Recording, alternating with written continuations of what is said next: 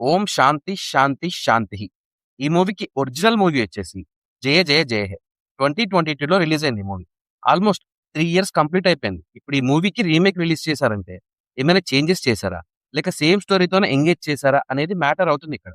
So, ఇంక మనం కూడా మూవీలో ఏం చేంజెస్ చేశారు?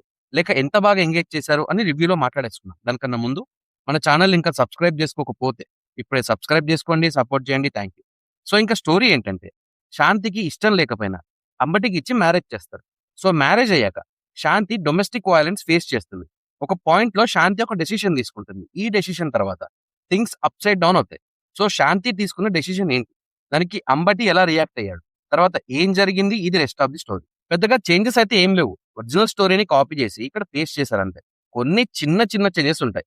బేసిల్ జోసెఫ్ పర్సనాలిటీ ఏదైతే ఉందో ఆల్ఫా మేల్ లాగా బిహేవ్ చేస్తాడు. ఒక యాటిట్యూడ్ క్యారీ చేస్తాడు క్యారెక్టర్‌లో. సో, మనకు కూడా ఈ క్యారెక్టర్ మీద కోపమొస్తది. బికాస్ ఈ క్యారెక్టర్ బిహేవియర్ అలా ఉంటది. అయితే ఒరిజినల్ మూవీలో సర్ప్రైజింగ్ ఎలిమెంట్ ఏదైతే ఉందో, అది చాలా హిలేరియస్‌గా, చాలా అన్‌ఎక్స్‌పెక్టెడ్‌గా ఔట్‌కమ్ వస్తది. ఎవ్వరు ఎక్స్‌పెక్ట్ చేయని ట్రాన్స్‌ఫర్మేషన్ ఉంటదక్కడ. అండ్ ఈ ట్రాన్స్‌ఫర్మేషన్ కూడా అన్‌బిలీవబుల్‌గా ఉంటది. బికాస్ దర్శన గారిని ఈ రేంజ్ ట్రాన్స్‌ఫర్మేషన్‌లో ఇమాజిన్ చేసుకోవడం అవ్వదు. కానీ ఇక్కడ ఏమైందంటే, తరుణ్ భాస్కర్‌ని చూస్తే సేమ్ ఫీలింగ్ రాదు. ఆయన చాలా బాగా యాక్ట్ చేశారు. బట్ స్టిల్ ఆయన క్యారెక్టర్‌ని అంత హేట్ చెయ్యం మనం. సేమ్ టైమ్‌లో ఈషా కూడా చాలా బాగా పెర్ఫార్మ్ చేసింది. బట్ ఈషాని చూస్తే ఈ సర్ప్రైజింగ్ ఎలిమెంట్ ఏదైతే ఉందో అది పాజిబుల్ అనే ఫీలింగ్ వస్తది. బికాస్ ఈషా కొంచెం హెవీగా కనిపిస్తది. యాక్చువల్‌గా ఒరిజినల్‌లో దర్శన క్యారెక్టర్ చాలా స్ట్రగుల్ ఫేస్ చేస్తా ఉంటది. అది క్లియర్‌గా అర్థం అవుతది మనకి. అందుకే అందరికీ దర్శన క్యారెక్టర్ మీద ఎంపతి వస్తది. కానీ ఈషా క్యారెక్టర్‌లో అంత స్ట్రగుల్స్ కనిపించవు. ఇలాంటి కొన్ని డిఫరెన్సెస్ ఉన్నాయి. అండ్ తరుణ్ భాస్కర్ పర్సనాలిటీ కూడా ఈ క్యారెక్టర్‌లో హెవీగా ఉంటది.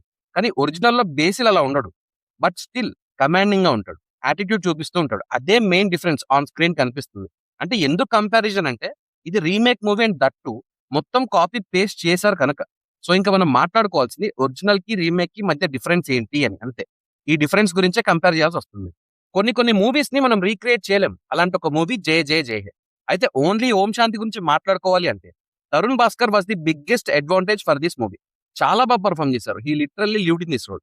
చాలా కన్విన్సింగ్‌గా ఉంది ఆయన యాక్టింగ్. సేమ్ టైమ్‌లో ఈషా కూడా చాలా బాగా పెర్ఫార్మ్ చేసింది. క్యారెక్టర్స్ మధ్య కన్వర్జేషన్స్ కూడా బాగున్నాయి. అయితే నా మేజర్ డౌట్ ఏంటంటే ఎప్పుడో 2022లో వచ్చిన మూవీ కదా!